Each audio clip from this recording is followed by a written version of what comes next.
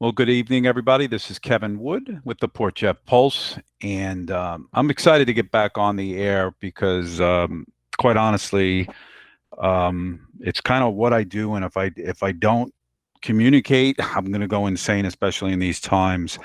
So I appreciate everybody listening in because I think today's guest is very important. He's a friend, and he does a lot for the village, and he's a business owner. So we're hitting on all heads. So tonight I'd like to welcome Roger Rutherford, the president of the Port Jefferson Bid and owner of the Port Jefferson Frigate that everybody knows right there on the corner of 25A and Main Street. Welcome, Roger. Thank you for joining me after probably a pretty grueling day today, right? Yeah, very long, Kevin, and thank you. Thank you for having me on. I appreciate it, and I appreciate everything that you're doing to highlight what's going on in our business community. I think we both can agree that Port Jefferson's in our blood, and we run, with the circles through the good and the bad. What's incredible to understand and believe, and I just starting to wrap my head around, is we come off this just amazing Port Jeff Bid event called the Ice Festival, first annual. It just went off incredibly. Everybody loved it, um, and really the village has been running on all cylinders, and then like literally before our very eyes. And of course, this is a worldwide crisis we're dealing with now. So the reason I had you on is you represent such a local level, and you see probably more than anybody, and we'll get into it, as to how businesses specifically are dealing with this coronavirus news, right here locally. So maybe just, talk to me about, what you've seen out there. Sure. So, well, Kevin, this has been some time now that we're dealing with this.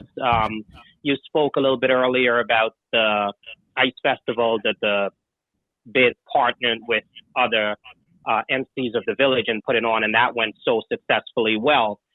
Coming off of that, who would have expected, a little over a month later, we'll be dealing with something like this. This is unprecedented.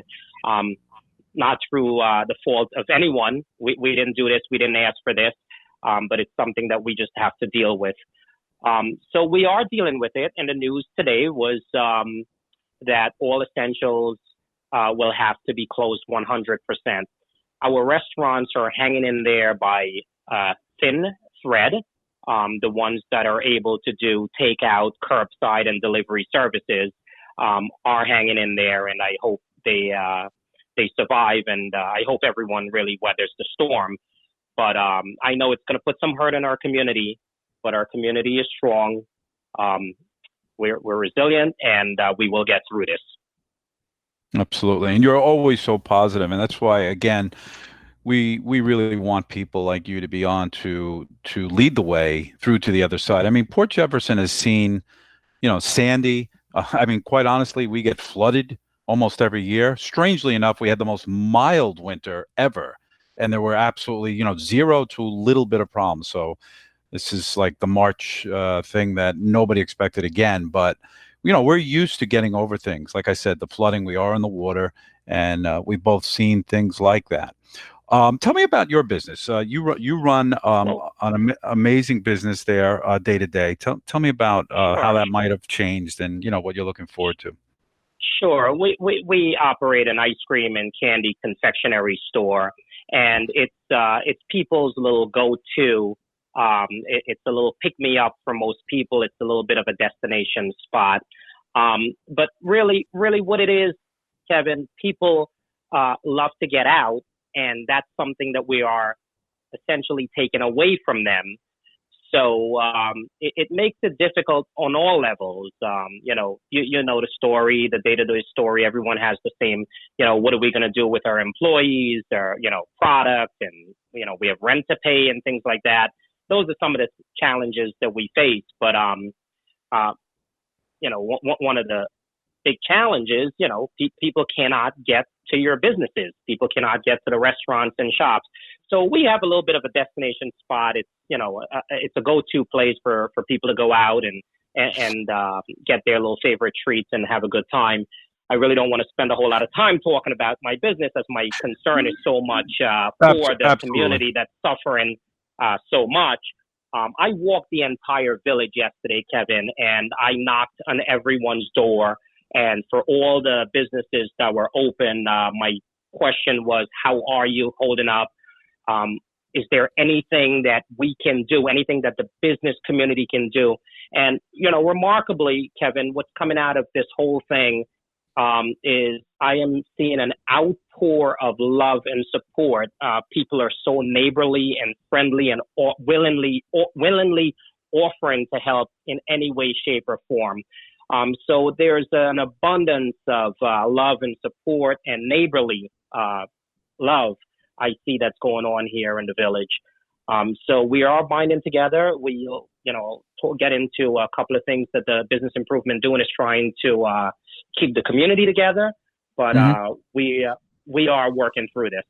One example I had, I talked to Deborah Bowling of Pasta Pasta. Now we realized that Deborah just bought this business, put her life on the line. As a matter of fact, she was one of my interviews at the Ice Festival, and she said that this is my life now, and she put her, everything into it. And what she said was so touching. She said she had a couple of customers that came in. I think they said their tab came to $150, and there was only a couple of guys. They gave her an extra $150 and said, "Give this directly to the kitchen help."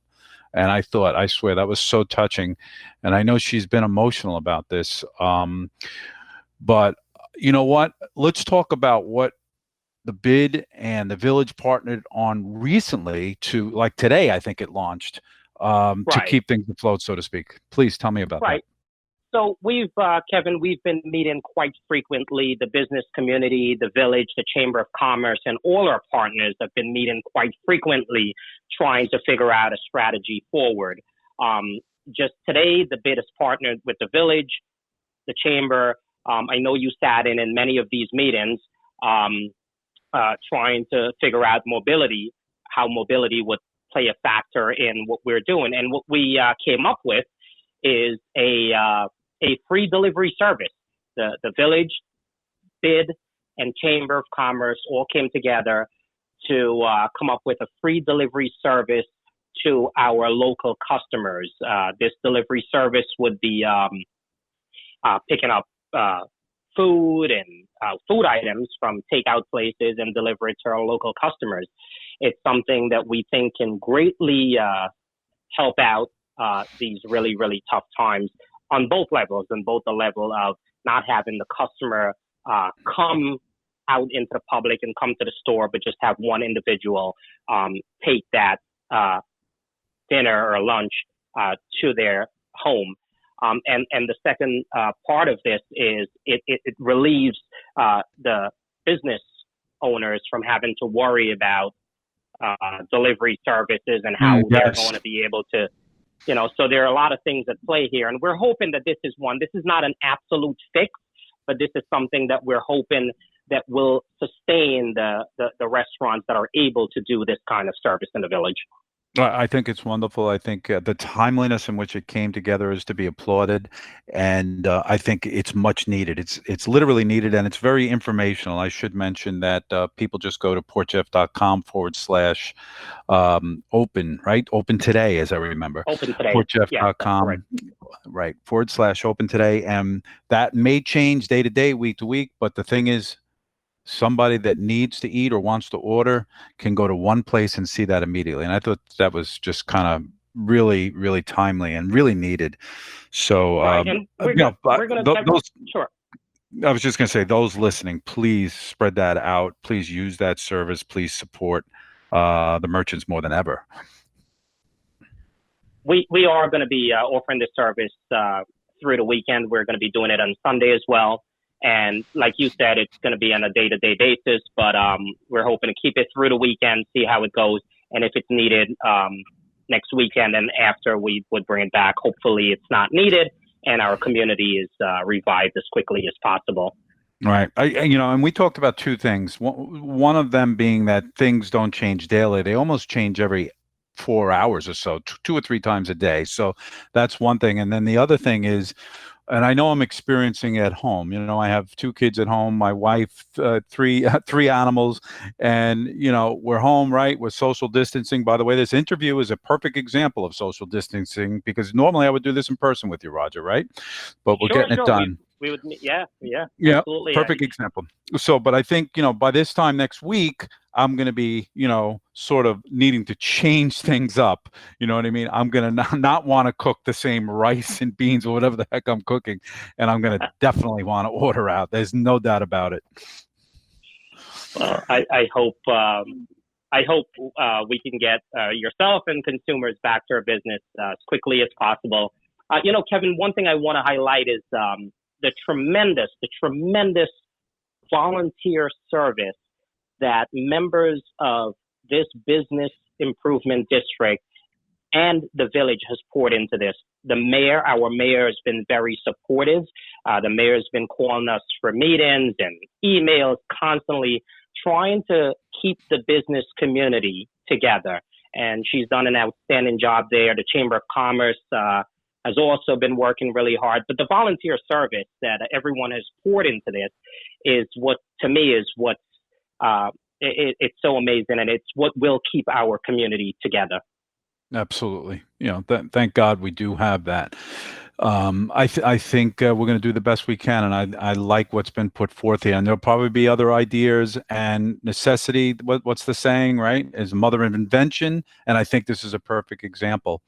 While I have you on the line, are there, and this may be again something coming down the pipe, is there any other additional resources you can now point to for small business? Someone talked about Bridgehampton National Bank offering low interest to no interest loans. I don't know how much you Right. get involved in referring that, but if you have that information now, it'd be a great time to mention it.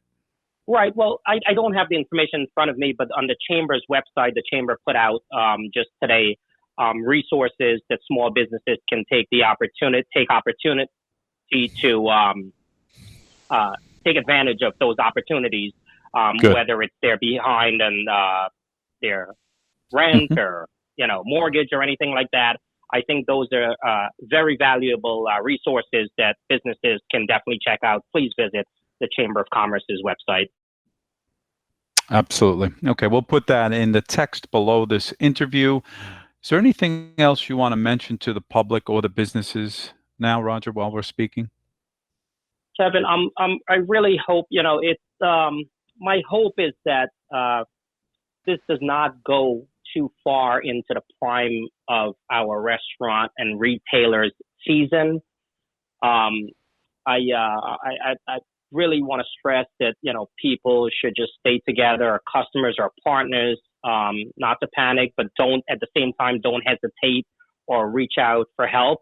We're a strong community. I am also asking business owners to look into what their employees' needs are as they go through this tough time. They are the backbone of our community. Our employees are the ones that all keep us there.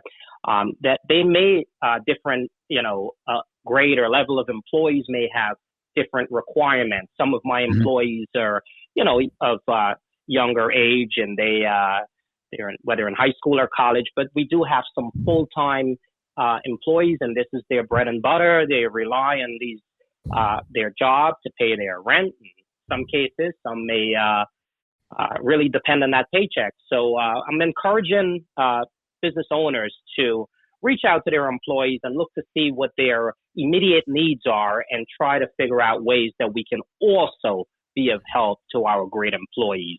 I know I myself in my business have reached out to my employees, especially the full-time ones, and we put out some very things that may be able to help them cope as we all go through this. Right. Really great, Raj. Thanks for your efforts. I want to point out we're talking to Roger, and Roger Rutherford is the manager of Port Jefferson Frigate. And tonight, talking to me as president of the Port Jefferson Business Improvement District. You might see the word BID a lot. That's what it stands for, Business Improvement District. I want to point out the website is portjeffbid.com. If you go there, you can see the resources we've been talking about and click very simply on those restaurant resources. And of course, If you need to get a hold of Roger, portjeffersonbid@gmail.com. That's right on the website as well. Roger, we're going to probably check back in with you in a week. As I said, things are changing daily. We appreciate your time. I know it's late, and thank you so much for spending some time with us tonight. Thank you, Kevin. Thanks for having me on. You're welcome. Have a great night.